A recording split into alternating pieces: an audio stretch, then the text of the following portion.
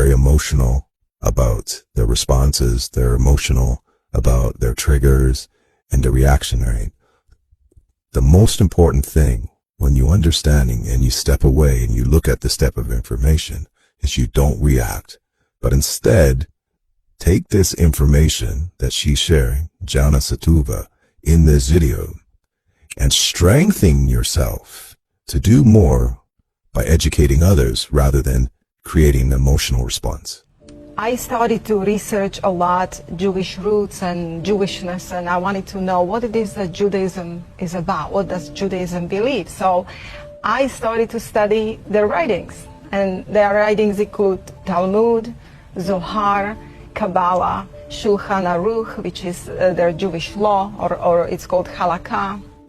And I started to expound on, listen to a lot of teachings by rabbi. I would open up a lot of videos that Chabad rabbi would specifically teach on Halakha and on Talmud and explain certain things. And I started to see that there is a huge discrepancy between Christianity and Judaism, that Christianity has absolutely nothing to do with Judaism. Judeo-Christianity, as often as referred to, is oxymoron statement.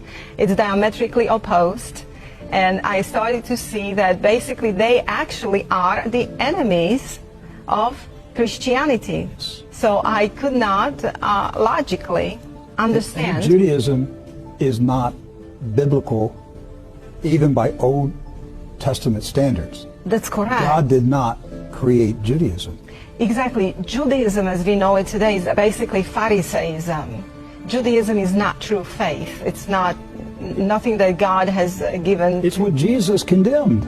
Exactly. Right. So I started to notice that we have the same battles today as first century Christians, as apostles, and that our enemies are the same enemies as enemies of Jesus. And it was the Pharisees with their oral law. You see a lot of Christians today, especially in Zionist circles, they think that Judaism is about Old Testament. That Judaism is just the Old Testament. All they believe, the Jews, they just believe the Moses law, and they practice the law of Moses. They have 613 commandments. Most of these Christians are not familiar with the Talmud, Zohar, and Kabbalah, and where this 613 mitzvot comes from and what they're all about. So I started to study what they're about and what the Talmud teaches, and I noticed that there is actually a plan, there is a plot, and that's a plot against Christianity.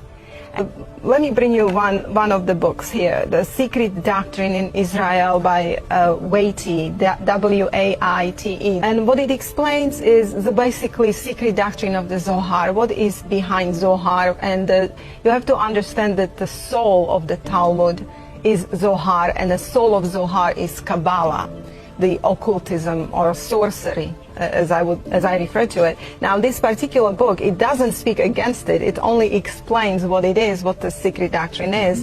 And here in a preface, it actually speaks of the secret tradition in Israel, together with some account of the manner in which it influenced Christian scholarship in Europe during 16th, 17th, and 18th centuries.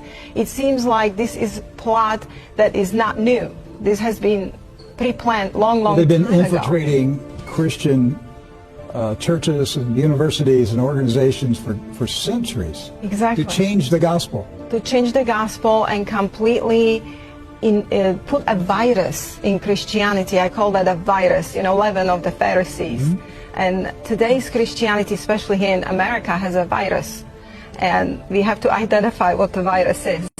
But it's basically the same problem as Apostle Paul has. It's a Judaizing of Christianity, but they also brought in occultic practices. But anyway, as far as I was studying this, I came to a really shocking information. And here on this page, I highlighted it. It says here, according to the Midrash Talpigoth, the Messiah will bring eternal peace, which of course was understood by the Israelites as peace for Israel, plus that which may follow extermination for all who did not enter by conversion into the house of Jacob.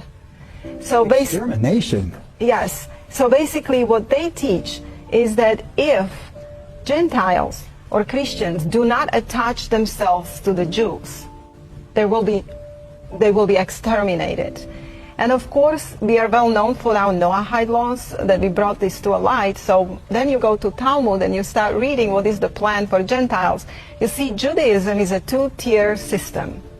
Judaism puts the wall of partition back. It's the Jews and non-Jews. And according to Judaism, non-Jews are different species. They're not, they're humans, but they're not at the level of the Jews. Jews are supposedly divine. They're the light of the world. They're the chosen. They have life of Hashem inside of them. That's the way they explain life of God inside. And the Gentiles, they can never achieve it. They're different species. They're on animalistic level. And the only way for Gentiles to make it to the world to come is to attach themselves to the Jews. And how do they do that? Well, through the Noahide laws, 7 Noahide laws. I think it was The Secret Doctrine in Israel. Is that the book that you said that there was a 200-year-old prophecy in that book? Or is it another book? It is a different book. There is a Jewish author, Rabbi Joel Bakst, and he's and he's author of a 2-volume book. It's called Josephic Messiah, Sacred Serpent, and I think it has like 3 names. But there was, they are sourcing it from 200-year-old book called Kol Hator, The Voice of the Turtle Dove. And in that particular book, the Rabbi Gaon de Vilna have discovered the code or expressed, or he was able to get the revelation, as they say, of the mystery of Kabbalah.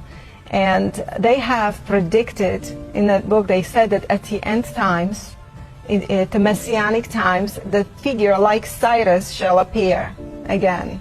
So all of these Cyrus prophecies. That was like over 200 years ago? Yes, it was all over 200 years ago. There would be a Cyrus figure appear. Right. And what would this Cyrus do? Well, in a Jewish mind, they have not only one Messiah, like we know Christians, we have Jesus Christ as one and the only Messiah. They have 2 Messiahs. One is a Messiah ben Joseph, and one is Messiah ben David. They have 2? They have 2 Messiahs. One's not good enough? Well, this is the way they explain it. The Messiah ben Joseph can be anybody, whether Jew or a Gentile. It can be an Edomite, according to them, a Gentile. But that Gentile has to do good for Israel and move Israel towards its final redemption, tikkun olam. Okay, so several weeks ago, when before the impeachment trial and the Lev Parnas recording came out, that was recorded on his partner's phone. Donald Trump was there, and they were telling him, your name is in Gematria. Yes. You're like the Messiah. Right, correct. Okay. So he's the Gentile Messiah? Yes, according to Jewish doctrine, Messiah ben Joseph can be either a Jew or a Gentile who helps Israel in their redemption process, who is doing anything, all the good things for Israel, so Israel can come to a place where they rule the world. Well, you have 2 different points in that. You have the Mashiach ben Yosef and Mashiach ben David. And one brings about Israel through redemption, but the other brings it about through war. And some are believing that that Trump could be possibly the David Messiah, and that Netanyahu could be the Yosef, which brings about the war, or vice versa. I forget now which one is which, but this is and there's all kinds of beliefs out there like this. Well, it may make it difficult for Trump to be the war Messiah, because the day the U.S. Senate voted to limit his powers to start a war with Iran. I'm surprised that passed the Senate today. So you know what they're going to have to do now. They need a Gulf of Tonkin incident. They need a USS Liberty incident. They got to do something to get around that Senate vote. Yes. Well, they consider him Ben Joseph Messiah for one reason. He has moved embassy to Jerusalem. Of course, there is a plan that all nations will move their embassies to Jerusalem. And then also he gave them Golan, and he's supporting their occupation of the land over there. So are the Kabbalah wizards pumping this stuff into Donald Trump's head? Are they just making it up and telling him, hey, We have prophecies about Cyrus and the Messiah, and it's you. We've come to this conclusion. It's you. Are they just making this stuff up? You know, I don't see the heart. I don't know if he's willingly part of that or if they are really putting this into his head. So I don't know what the truth is. We know that they're saying it to him. We got recordings of them saying, "You're the Messiah. Right. You're in Gematria." Now in Judaism, Ben Yosef can be several people. Every generation had Messiah Ben Yosef according to Jews. So when they speak of Messiah, you have to be really careful to understand what they mean. Because of course then they have the Messiah, the final Messiah, the Ben David Messiah, and that one will be... There's three? That one will be a sacred serpent. He'll be a what? Sacred serpent. A sacred serpent. Yes. Uroboros. A snake? A snake. Yes. They're expecting a snake Messiah? Well, Rabbi Laitman, who is a prominent Jewish philosopher, he's one, of course, is taught by the Rabbi of Goan that Yana was talking about already. But Rabbi Laitman really promotes the idea very openly that in the Garden of Eden was actually the helper of mankind. And of course, he writes about the sacred serpent, or the holy serpent he's even called, which they believe will be the last Messiah that brings about redemption.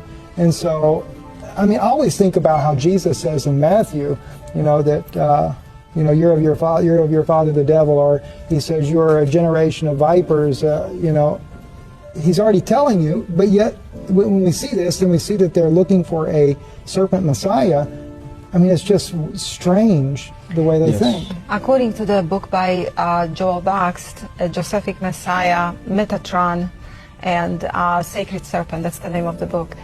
In the second volume, he's describing the serpent that was in the Garden of Eden, and he's describing him as androgynous AI. And this is basically who their final Messiah is. They're bringing down their sacred serpent. He's a transvestite? Androgynous. He's male, female in one body, and AI, because Kabbalah is closely connected with technology. And in their books and writings, they're actually admitting they're going to bring their final Messiah through technology. They're saying this stuff. They're saying it. I didn't say it, but I had no it's in their evidence of their writings. I'm just in my spirit believing that's where they're going with this. But you're saying that in the writings? Yes. You're saying that this snake Messiah is going to come through technology? Technology. Yes. Yes, so technology is connected to Kabbalah so closely that basically Kabbalah is technology. It's occultic. And they're specifically talking about the sacred serpent that was in the Garden of Eden. They're describing him in this particular book, and he was androgynous AI, and this is their Messiah. In the Zohar, Talmud, and Kabbalah, the entire thing is separation of people to Israelitic and non-Israelitic, according to the book called Jewish Utopia. Now, they are building their own kingdom. It's the Jewish earthly kingdom with headquarters in Jerusalem, where their AI Messiah will be, and they're going to rule the world through the law. It will be international, one law, one religion, basically, Luciferian religion. So yes, in a Talmud, this is the Jewish earthly kingdom, and this is why the Zionist Christianity have embraced Chileism. They have embraced, or Chileism, I don't know how you would say. Chileism. Which means 1,000. 1,000. Where they get the 1,000-year millennial reign. Exactly, which is a focus on earthly millennial kingdom. And this is how Jews and Christians are getting together, and Christians are so deceived, thinking that they're working for the good thing, for the Jews, like they're helping the Jews. The Jews are supposed to get this kingdom. Yet this is Zoharic doctrine, and it does not have good intention. As I said, that they want to rule the world, they want to get Gentile riches, and they want to rule the Gentiles. They don't consider Gentiles fully human beings, and in fact, as an end game, they have this strange doctrine, Adam Kadmon doctrine, which Adam Kadmon originally was, according to Zohar and Talmud, he was androgynous. Adam, like he wasn't male, or he was male female in one body, and this is why you see this transgender agenda today, and there are laws, very serious laws, passing in Alberta, Canada. Is Zionism behind the transgender movement? I don't think that, personally, I don't think Zionist Christians are aware of this. they're not aware of many details of what But is it's Zionism. But I think that, yes. Does the transgender movement get its origin in Zionism? Yes, it gets its origin in Zionism, and it gets its origin in the Talmud, Zohar, and Kabbalah. It's a Kabbalistic doctrine of Adam Kadmon, which is eventually they have this doctrine called Tikkun Olam, repairing the world. Yes. So how do they want to repair the world? They want to bring it to the original. Who was original Adam? He was androgynous. So now they're putting specific things in food and drink, and they're basically their end game is to make humans that on Earth that will survive whatever it is they're bringing androgynous. So, what triggered my interest in seeing what's going on in our world and trying to figure out why it is the way it is? It always, the trail that I was following always led back to the same people, right?